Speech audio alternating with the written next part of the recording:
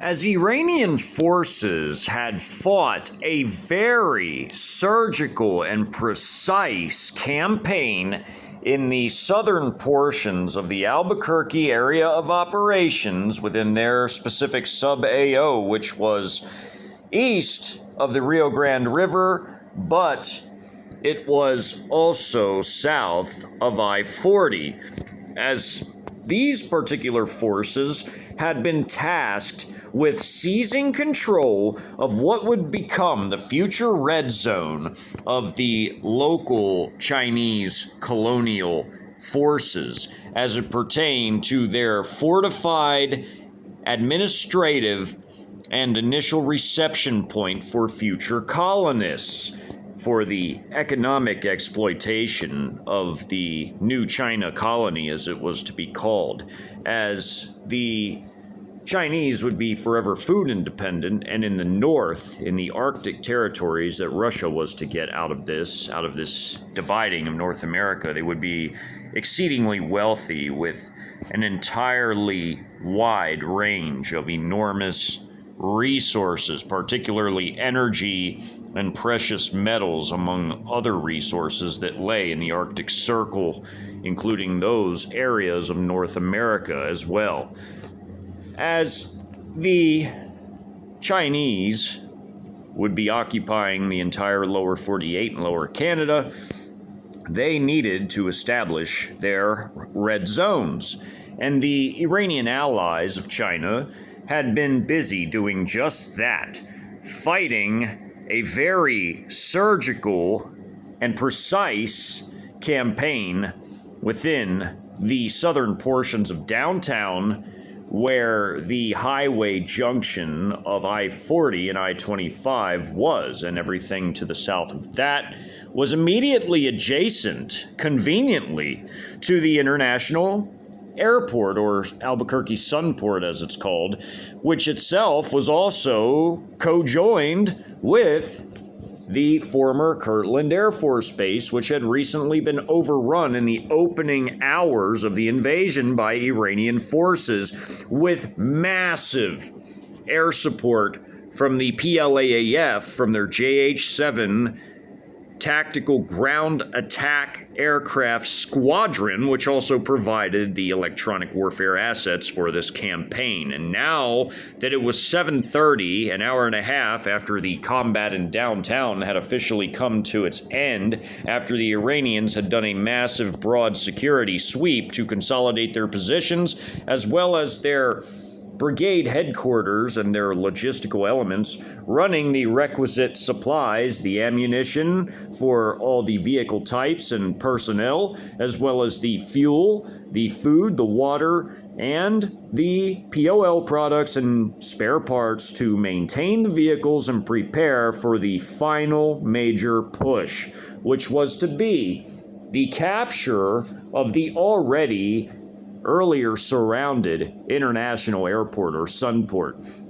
The airport proper, or the actual airport grounds themselves with the runways and main terminal buildings, were the ultimate objective, and the battle to secure the airport itself would have to be conducted in two phases, and it would be done with essentially like it was done downtown, with one hand tied behind the back of the Iranian forces. In other words, meaning that they could not deploy their heavy weapons liberally and would have to ask express permission for specific areas that could be targeted and areas that could not, as certain areas would be desired to be taken intact for reasons of turning them into the local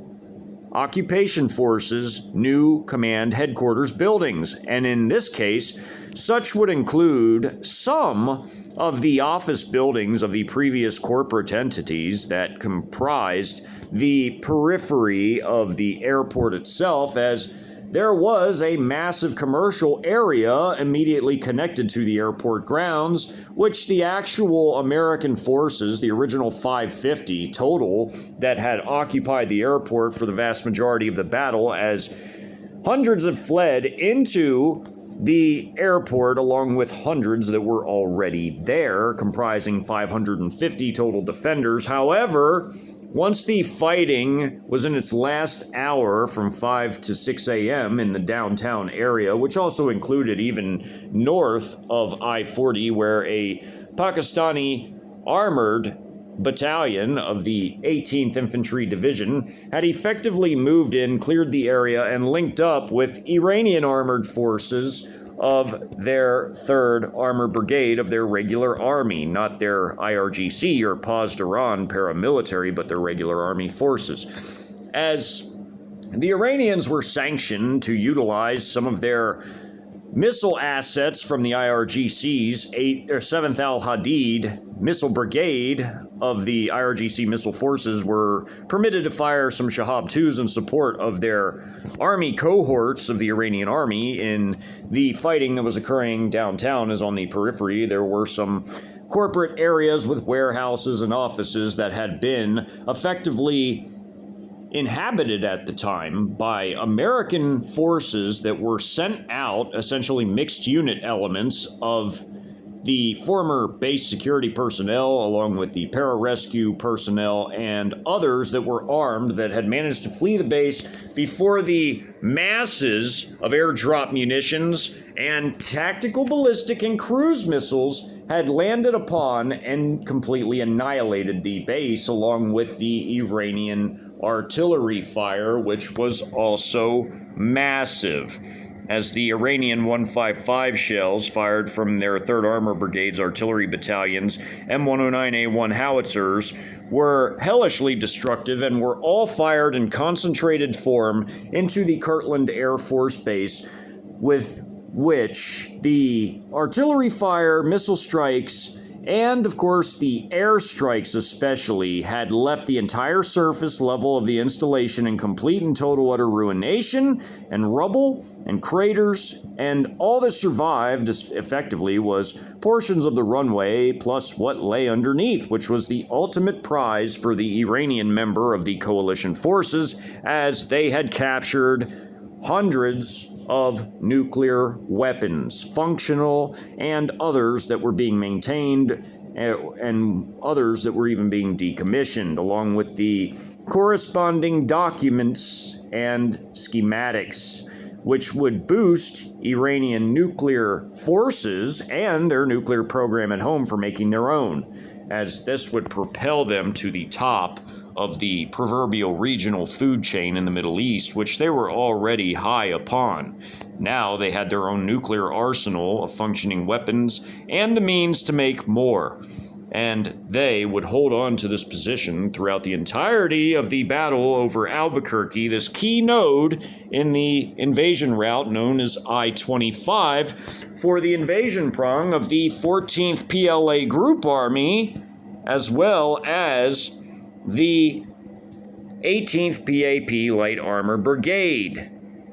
Both forces were wrapping up combat operations by this point in time in the South, where they had crushed American active duty Army forces at Fort Bliss, as the Holloman Air Force Base just to the north was missiled into oblivion, and a tiny force would be dispatched as the external invasion forces were moving up the highway to inspect the area, ensure that the destruction was thorough, before the Pakistani 14th ID would send a token force into the area to effectively do a more thorough check of the area, as they would be the local occupation forces left for the El Paso, Fort Bliss area, as the PLA 14th Group Army and its very heavy firepower and forces were moving up I-25, racing to get to Colorado and fan out and assist the Trojans already there fighting, as the PAP's 18th Light Armor Brigade, or 18th PAP, would be shed into the Albuquerque AO to effectively take over the entire occupation and operational aspects of the counterinsurgency that the coalition knew they would have to fight. As effectively the air base would be co-joined with the fully intact airport facilities, as they would need to be taken by Iranian forces surgically and precisely, and heavy weapons use would be very limited, but it would be sanctioned on some areas, again, but areas that would not be necessarily required for the establishment of the soon-to-arrive mega FOB, as all of the rubble would be cleared once the 18th PAP arrived, as they would round up much of the remaining civilian population into the free labor pool that would be the slave labor brigades, who would live in a laogai that would be built on the premises of the former air base, as the rubble would need to be cleared, and the civilians would be doing that job. And the paramilitary and military engineering forces of the Chinese, which their paramilitary forces consisted of the National Construction Corps for short, or in the long, the National Construction and Production Corps, who were like effectively a paramilitary version of the Army Corps of Engineers, but militarily armed and trained, and they were a mixture of combat and civil engineering forces, as well as the PLA's own combat engineers, who would also be brought in to guide the construction of the mega FOB, as all the rubble would be cleared. Portable buildings and modular building parts would be brought in to build new structures on the premises of the former installation, as Iranian forces would send in specialized crews to remove all the nuclear weapons and materials from beneath the underground base, which was 300,000 square feet in size, a massive area. The underground base would also be incorporated into the mega FOB, and the international airport structures would begin the mega FOB, as the runways were to be taken intact for the ease of logistics by air and troop rotations, and also there would be some bringing in of certain building materials by air as well, although most would be trucked in from Mexico, as well as the modular building parts to construct this mega FOB. But as the Iranian forces were logistically resupplied and also consolidated their positions on all sides of the installation, or of the international airport rather, before proceeding to conduct their final push, they knew, because they were not free to use their heavy weapons on every target, which was the only reason why the airmen had survived up until this point, because many were hiding within the airport terminal buildings themselves, or even in the parking garages, and even neighboring buildings that had up until this point been spared from destruction, that there would be a fight coming. Everybody knew, the Americans and the Iranians, and the nearby Pakistani Mechanized Infantry Battalion from the 18th ID would be providing at least assistance from their fire support company, or mortar company, effectively, of their mobile LLR 81mm mortars, which were within their M106 mortar tracks, which were effectively an American M113 converted into a mortar-carrying vehicle to make it a self-propelled mortar, effectively. And these would be allowed, along with, of course, Iranian loitering munitions fired from their headquarters battalion of the 3rd Armor Brigade, their dedicated drone company with all their different drone sections, each section consisting of a TEL-like system capable of firing 5 loitering munitions. And there were several sections per platoon, and there were several platoons in the company. And these forces would be firing their loitering munitions, their Shahed 238s, in support of their ground forces. Although the armored infantry would commit the most companies into the fight, the armored battalion also in the area would commit one of its Karar tank companies, of their Karar main battle tanks, which would assist in cutting off the retreat and also assisting in the destruction of a relief force that was thrown together by the Americans in an ad hoc last-second manner, as they were trying to break out the rest of their forces from being encircled and trapped. And as the buildings, certain ones again, would be spared, they would be raided by the armored infantry troops, effectively moving as stack teams upon getting to the buildings and moving through them tactically, engaging enemies all the way in. The Russian 8th Combined Arms Army, for their part, to the north, another Trojan unit, but a massive one at that, had already in these opening hours of the invasion taken control of massive swathes of their territory that they were responsible for within their area of operations. However, there would be pockets of resistance in the northern New Mexico, southern Colorado AO that they were responsible for that would go on for several days. The reason why they had a VVS, rotary aircraft section, attached to them was because they needed aviation-based logistical resupply because of the rough terrain, and helos were perfect for navigating it. There was very diverse terrain within northern New Mexico and southern Colorado, everything from mountains to high desert plateaus to plains to forests, and the Russian forces,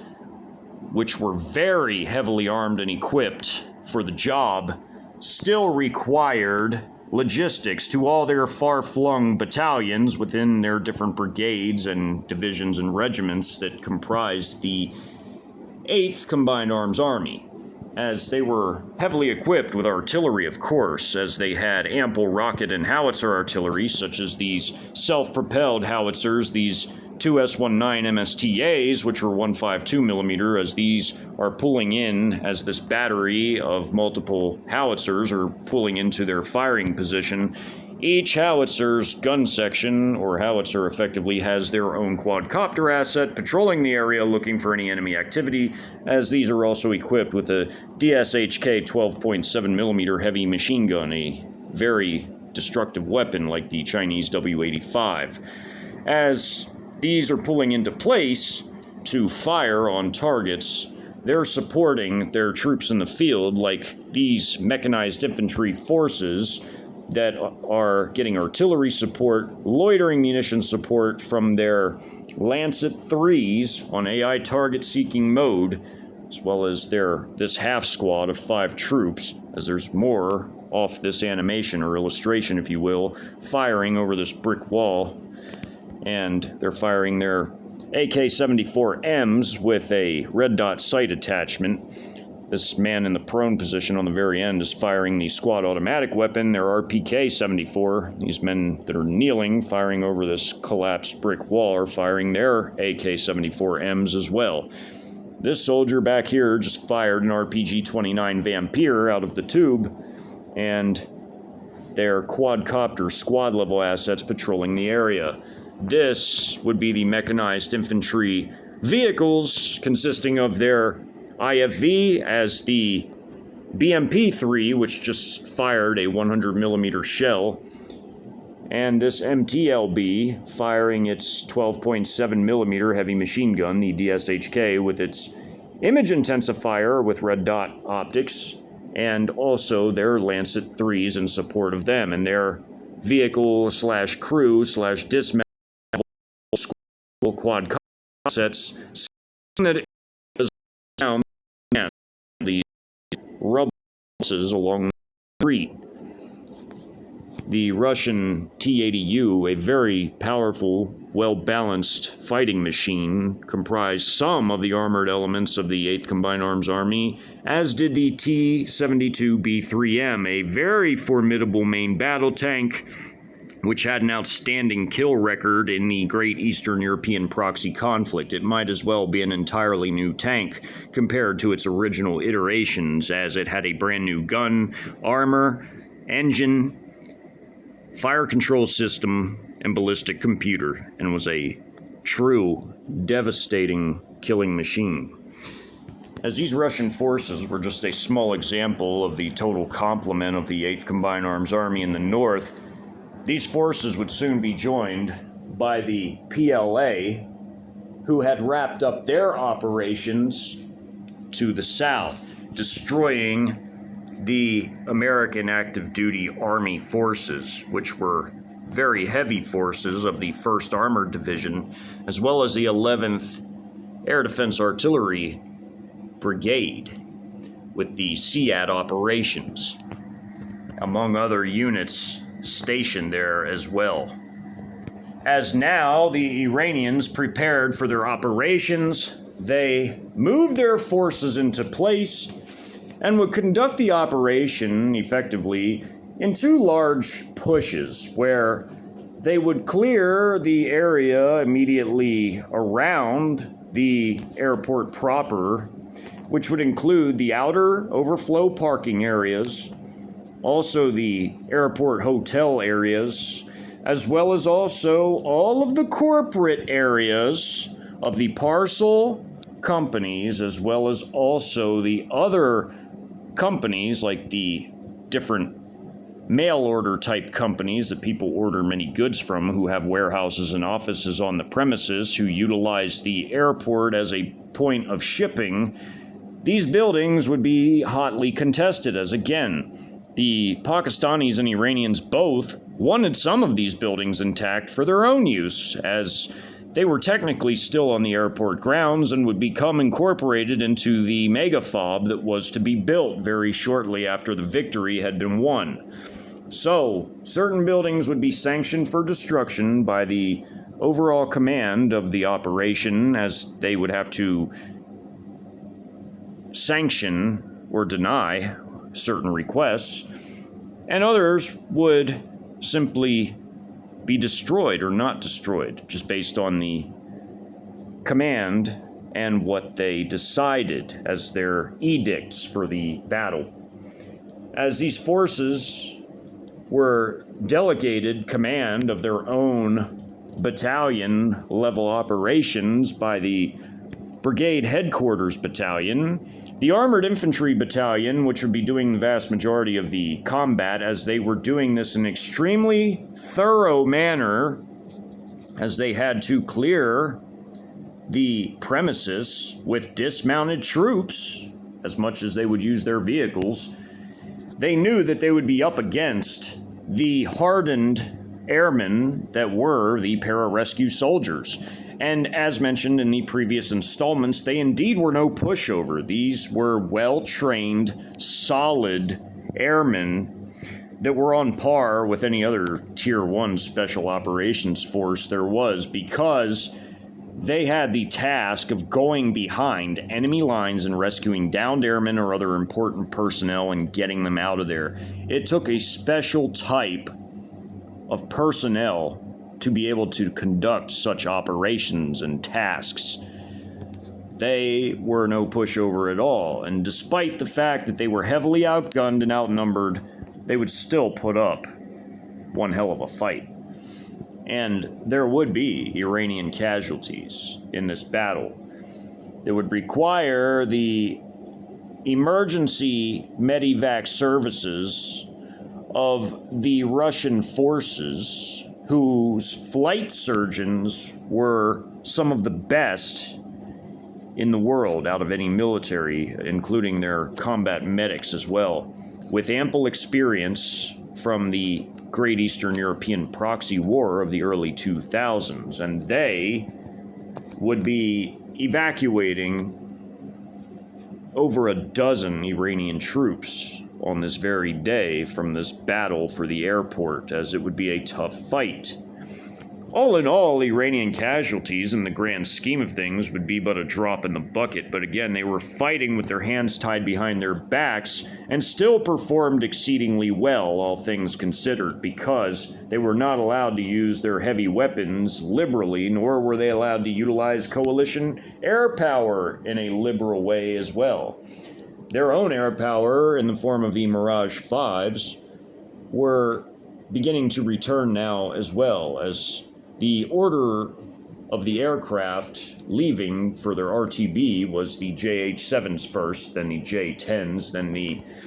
Mirage 5s, and last to leave for their RTB were the JF-17Bs, who would be returning to the battlefield last, as that was the order that the aircraft had left and gotten their services, rearmaments, and refuelings to return on their next sorties. Now we go to the battle map. As in this map, this is the outer areas of the airport. This battle is being presented in two segments because to present it all as one would make a massive map and take an enormous amount of time. But for this installation, the beginning of the push into the last American-held areas, especially considering that these were American military personnel, some with extremely high levels of training, these forces would again be receiving support from their own artillery when it was sanctioned, as well as Pakistani mortar fire from the nearby Pakistani Mechanized Infantry Battalion holding their area of their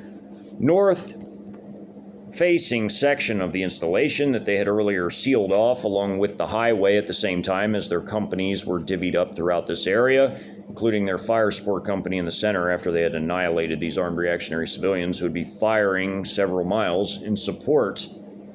of the Iranian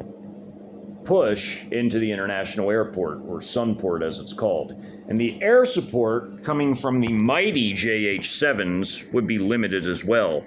In fact, in this, their dropping of munitions would be so small and have to be so precise, they would be using their Baidu-guided munitions, which were their satellite-guided air-to-ground munitions, because they had to get them on the exact coordinates to ensure that they didn't destroy any important buildings whatsoever at all. And as this map opens up, there's an enormous amount of activity occurring throughout this map. This road is effectively the airport road that goes around these two massive overflow parking lots. The airport proper is just off this map, literally and to the south, as the main terminal buildings are along this major boulevard known as Sunport Boulevard, which is the airport road in Albuquerque. And along the Sunport Boulevard are many of these corporate areas and offices and warehouses, and some had been sanctioned for destruction as airmen had been seen going into them to take refuge. And some of these areas, it was decided, was better to shell and missile than to have to put up with fighting any pararescue troops wherever and whenever possible. However, there was one grouping of office buildings that were part of one of the corporate areas that was highly coveted by the Iranian forces for their own general staff headquarters, for their brigade, for their headquarters battalion. They were actively working to seize this building that had 110 Air Force personnel inside of it, and the adjacent building, part of which was gutted, and some of the troops of this squad would go into the gutted area of it to make a entry to breach the building during their building assault. The offices here were large, and they were part of these series of warehouses that were effectively part of the shipping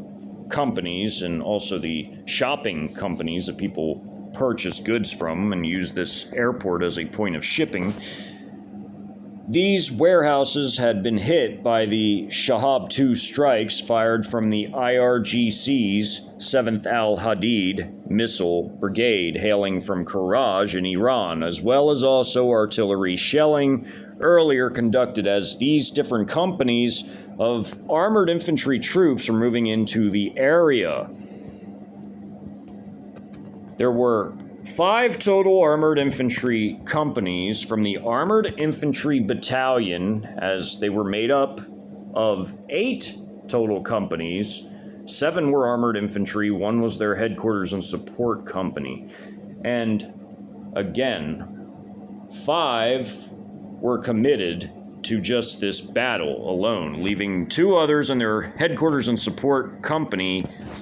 off map and guarding their recent gains that were captured out in the city that was to become the red zone, that were largely captured intact. As again, the facades of the buildings were damaged. The glass was shot out in many areas. There were massive holes in buildings and the like, but all of it could be repaired. As the facades were still standing and not complete rubble piles, they were usable for the occupation forces, and they would be fixed up rather quickly and easily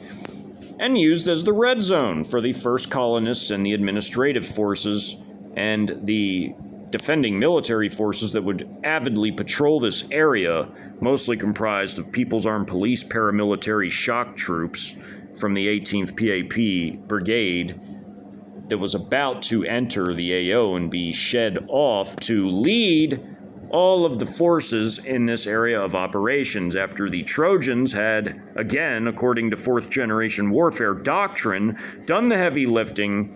and received their rapid reinforcements from the external components, which in this case would be the 18th PAP, or the 18th PAP Light Armor Brigade, effectively. As they had their own artillery battalion, they had their armored battalions, armored infantry, and headquarters and support battalion in their PAP brigade. Many PAP regular units were wheeled units, but they had heavy track-based units as well. They were fully equipped to fight actual military units while they specialized in counterinsurgency, as they were seasoned in counterinsurgency operations over the decades, the years. As the 14th PAP forces would continue on into Colorado, where they would boost the numbers of forces there and aid the Russians and others to the north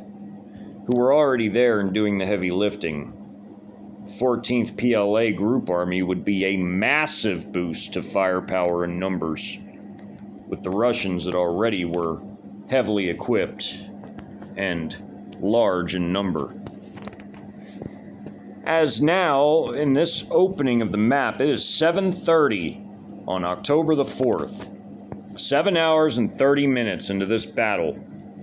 As artillery strikes are coming in at the opening, along with Pakistani 81mm mortar strikes, as the Iranian artillery M109A1s from their artillery battalion within the 3rd Armor Brigade are firing from their CCP regime property,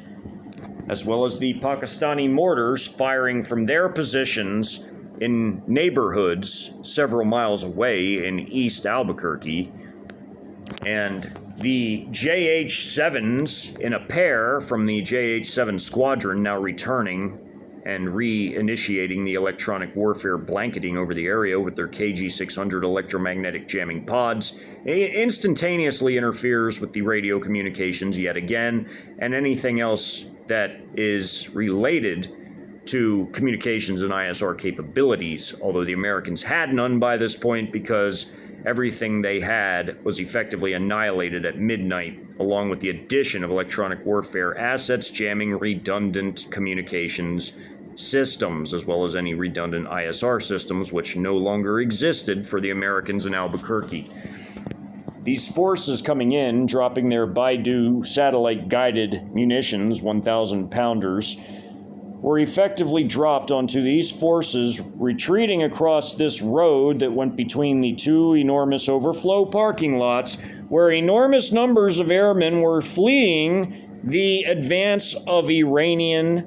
tanks into the area, as they committed one tank company from their one armored battalion in this side, as they had another armored infantry and armored battalion on the other side of the highway.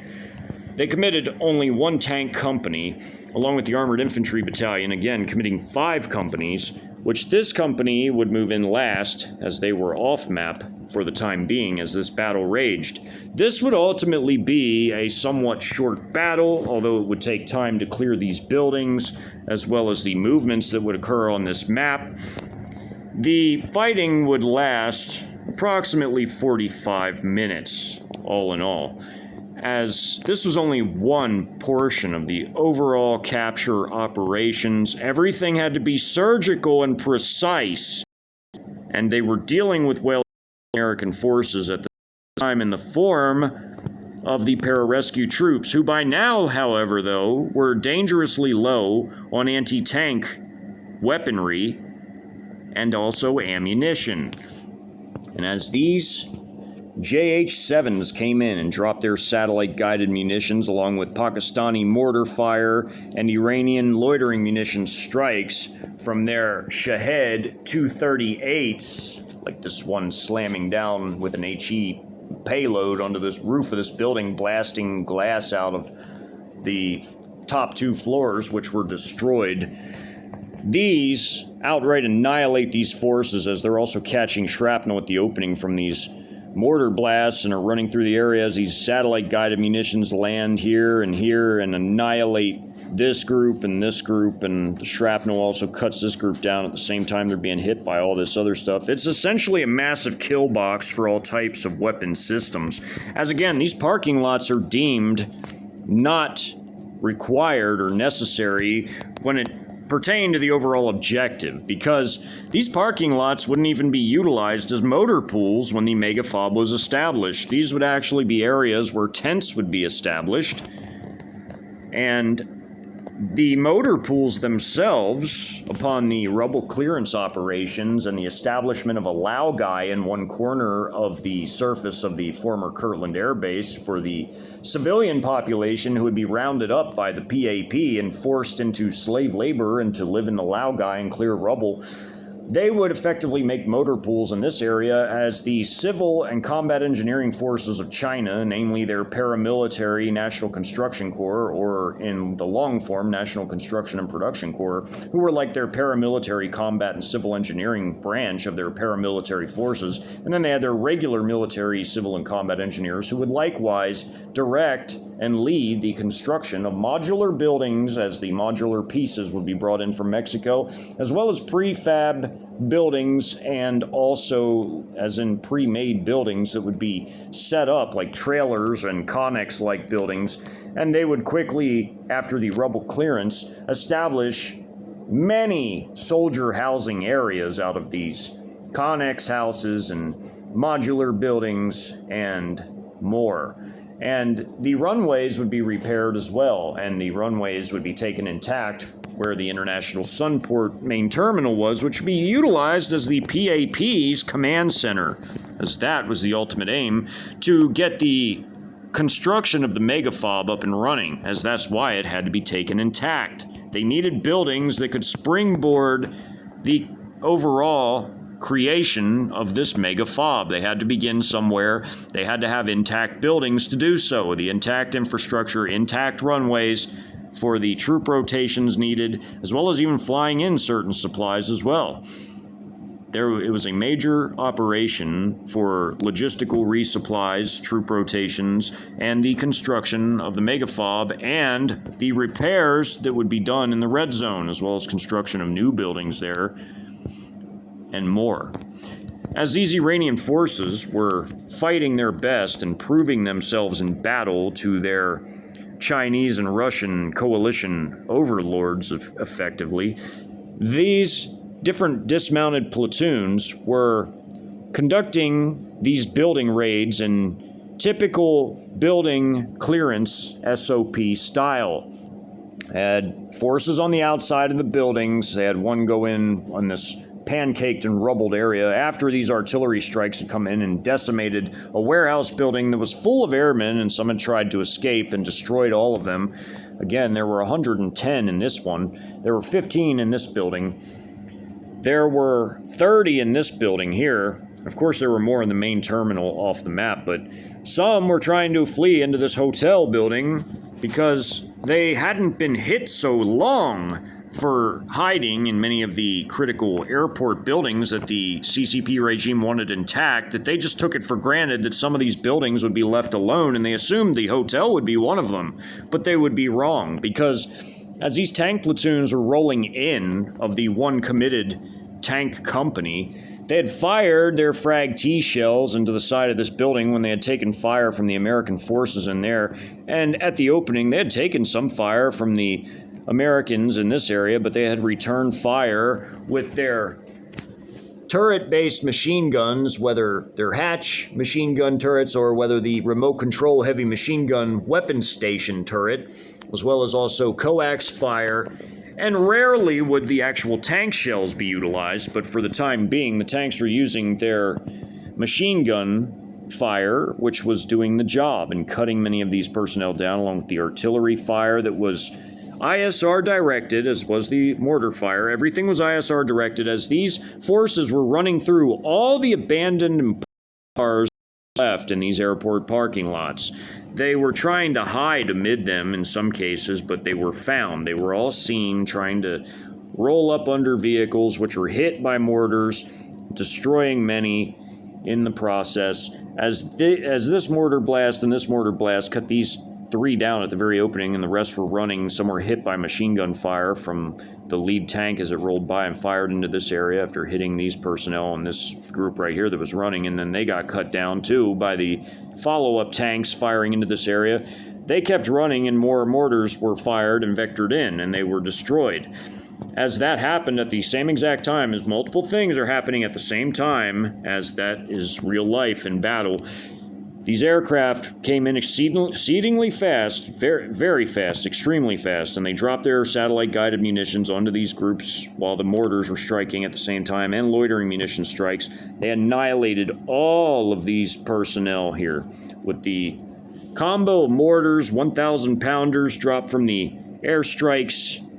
and loitering munition strikes. It was hellishly destructive. These forces would break into 2 prongs, but the tanks were now coming around quickly, and the Americans had scraped together an ad hoc relief force from the south. At the same time, as all of this was going on,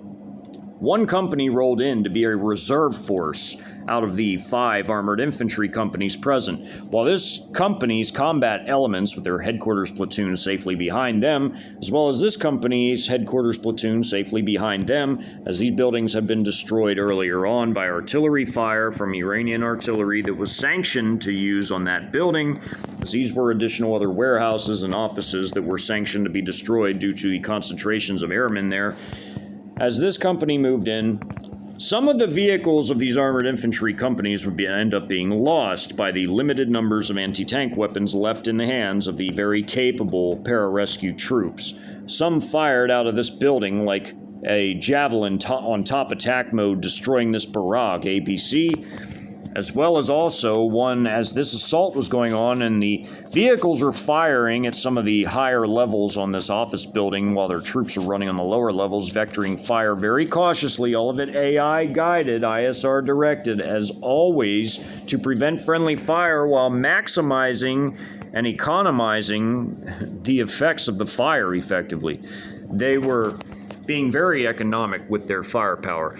and it was effectively excellent fire support for their troops to run in at the ground level and breach the building, with other squads going around on the side and moving up along with their troops busy clearing the building. Now, all 110 defenders were not alive during this entire attack, as they were firing out of the upper floors, including firing an AT missile, a javelin, that ended up on top attack mode, destroying this BMP-2 as it literally hit on its top right here and wiped out the personnel inside, the driver and gunner, and crew as well, the dismounts, the squad of infantry. The combat medics would be busy because not only that, but these squads that were moving in to clear the building that were dismounted from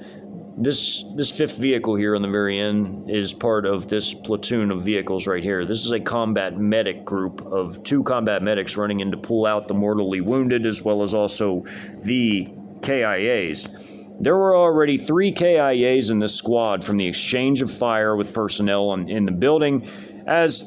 Before the BMP-2 was destroyed, it designated itself a target for the Americans by firing all 4 of its Concours ATGMs into this building, as well as also its 30mm autocannon with its HE armor-piercing ammo, which shredded through this building like a hot knife through butter. Although it wouldn't destroy the building, as the building was highly coveted, it would wipe out a lot of the defenders inside. So one of the pararescue troops came up to the window and popped up and fired his ATGM, his javelin, which destroyed this BMP-2 and effectively halted it from further fire. So they did some damage to the Iranians, as well as wiping out some of these squads as they were running in. And they were bounding and covering tactically, and there were parked vehicles out here and things that they tried to get behind. It wasn't quite cover, but it was definitely concealment, as in cover is something that both protects you and hides you, whereas concealment is just something that hides you. If you have cover and concealment, you're both hidden and protected. But these squads were taking casualties. They were having KIAs and WIAs. And this group of two combat medics right here, this double arrow with CM, this group of two combat medics were very active with pulling out the KIAs and a few of the critically wounded. The Russians, of their VVS helos, their rotary aircraft, their Mi-17s with their pilots, of course, and their flight surgeons, which were, again, some of the best in the world, and combat medics from both the VVS and the Russian Army of the 8th Combined Arms Army were flying into the area, coming off to pick up the casualties, as this entire squad would basically be wiped out from fire from the building, as the Americans were laying down heavy fire from this building to cover the retreat of some of their men. And all would try to retreat, eventually trying to get into this hotel where these others were trying to go. All of these people were trying to flee for the hotel, most of these. The rest were trying to go south into the main terminal. As they were retreating from the Iranians, whom they knew had heavier firepower, whom they knew had artillery, whom they knew had air power in the form of the PLAAF, the Chinese Air Force, as well as the PAF, or the Pakistani Air Force. The Americans were not dumb. They knew all this. They were trying to get away. They were trying to fall back, but they were trying to hold off the attack long enough for the vast majority of their forces to make it across these overflow parking areas. It was a very tactical operation, not just on the Iranian side, but on the American side. The Americans even sent north a relief force from the nearby parking garage that was literally just to the south of this area along the airport boulevard, the Sunport Boulevard, as there was a parking garage immediately to the south and just off map. American vehicles and troops were hiding in there because it hadn't been shelled, and they left the area, including pararescue men in their up-armored Humvee that they'd fled the base in, that had a Mark 19 belt-fed grenade launcher on it, and also as its turret weapon, and also they had a javelin man in there who wouldn't even get to use his javelin, because as the tanks were maneuvering around the area, the follow-up tanks were still firing into the building with shells, but also using machine gun fire into this parking area. Vectoring and angle and traverse of fire was all guided by the AI system and guided by ISRs. All the platoon-level quadcopter assets of each and every Iranian platoon, whether a tank platoon or armored infantry platoon, scoured the area along with their Mohajer 6 high-altitude recon drone linked into the Sino-Russian AI system, orbiting the whole area. And also, of course, there was the highest altitude satellite overlays. And now, as this combat company elements moved in of armored infantry, leaving their headquarters platoon further back, they came in from the north, effectively. They hooked in from the north and came around and hooked west. And now these main buildings that were part of the airport proper, along the airport boulevard, but these being the overflow parking areas, these being the hotels of the airport, these were sanctioned to be destroyed. These ancillary buildings up here that had to do with the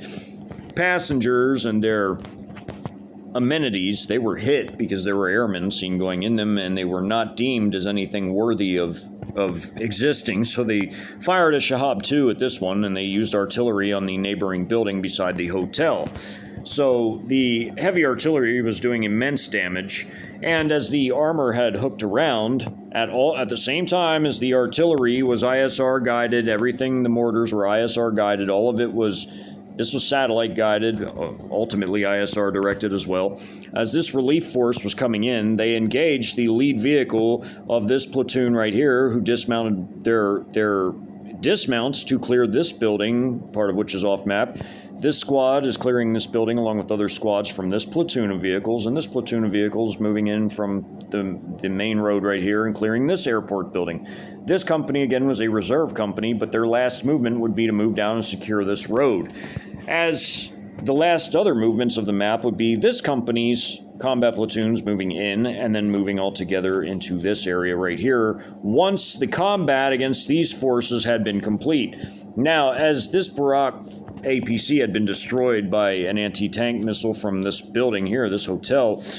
the fire continued to be raining down from this other company, which was spread out along the road on this building from this direction, and this other company that would come in last was firing from this direction. So it was L-vectored fire into this building tactically. Also, fire hit this building as well. And as the tanks came here, they began to engage the American relief forces, who by the time the tanks got here into this position, they were bounding and covering this line formation coming out of this building and this line formation moving up. They were all bounding together against these forces, and the lead vehicle just cut them down. The lead BMP fired 30 millimeter fire at them all, along with their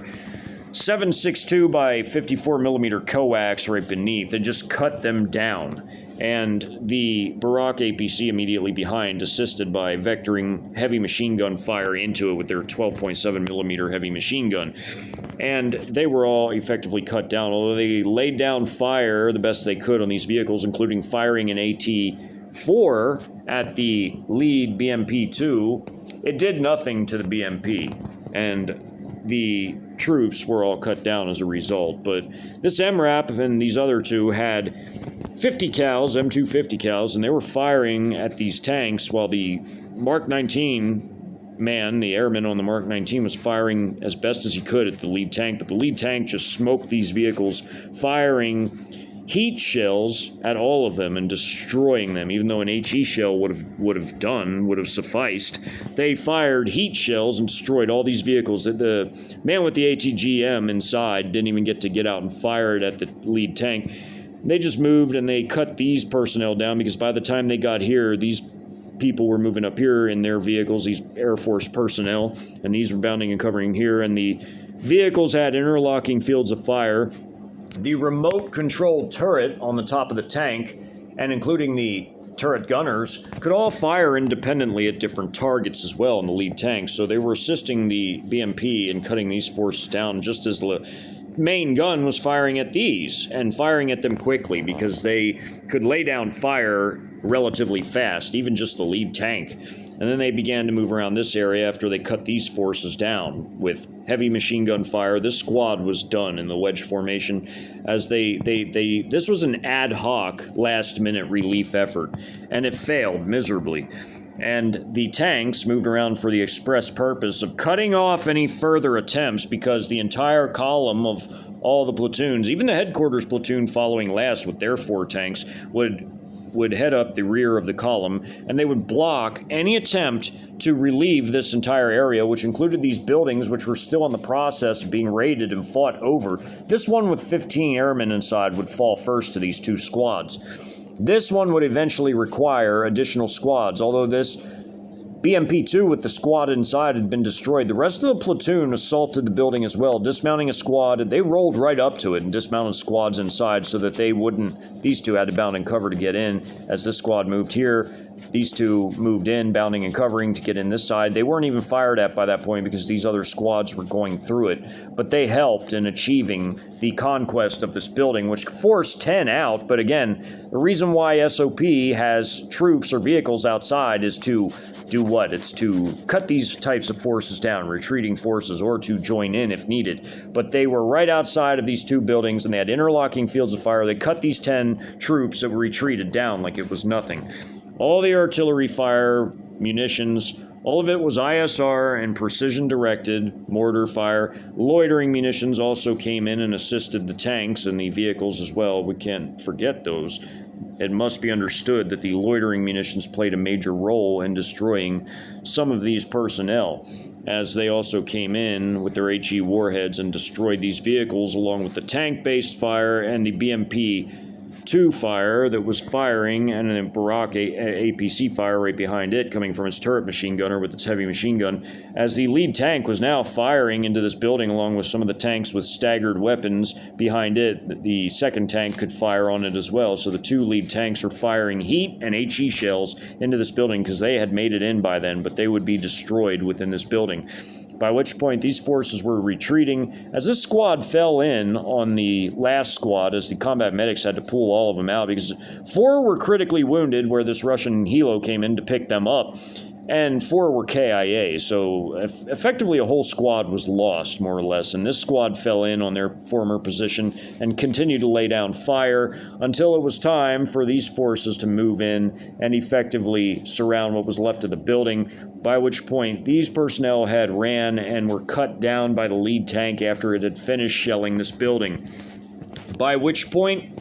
tactically speaking, the operation was a success. It had been surgically achieved, but there were a substantial number of Iranian casualties. Ultimately, for the entire brigade, however, it was a drop in the bucket, but for the troops in the units that suffered casualties, it meant everything. As no tanks were lost, only a Barak APC and a BMP-2 were lost, but with personnel inside, which effectively was 24 casualties with both vehicles, and then there were the dismounted casualties that were fired at from this building and also from this hotel, and there were many wounded, so there were in excess of 30 KIAs, and there were about, in total, 38 wounded in action from the different companies that were involved. Again, 5 armored infantry companies involved and 1 tank company just in this one operation. The reserve company it didn't have to be committed, but it moved in and blocked the road along with the platoon from this company's combat elements that moved into this area and had squads clearing these major airport buildings that extended off map. So all of these buildings were secure by this point, and the squad that cleared this building after the battle would move in and finish clearing this building. But however, everything to the south of this area would still be in American hands, and the next push would be conducted by this fresh company of armored infantry moving into the area, as well as, even on this map here, there would be a committed tank company from one of the 2 armored battalions that had taken the Kirtland Air Force Base, committed to move northwest and assist in the seizure of the runways intact and the main terminal building intact. That was an absolute necessity for the coalition forces, and that would wrap up the operation to capture this key node for the invasion and logistical follow-up forces for the occupation. As again, logistical resupply by air was absolutely dire and critical in military terms. So capturing this airport intact was of dire importance. That can never be forgotten, and that must be understood. The airport must be taken intact, and that is why they had to fight the airmen on their terms effectively within the buildings, because they could not outright destroy the buildings, although they could damage them somewhat. They needed to be taken intact, mostly pertaining to the airport proper buildings to the south and, of course, to the immediate east. These buildings didn't have to be taken intact, but it was chosen to, as these Iranian squads all moved in from the 3 combat platoons, including their vehicles moving up into the area. 1 platoon here, 1 platoon of vehicles here. These were the dismounts from the platoons of vehicles. This last vehicle in the end was part of this platoon. Again, they lost BMP-2 and a Barak APC with crews and dismounts inside. This was a savage battle, although the Americans lost hundreds of forces just in this particular battle alone, mainly to artillery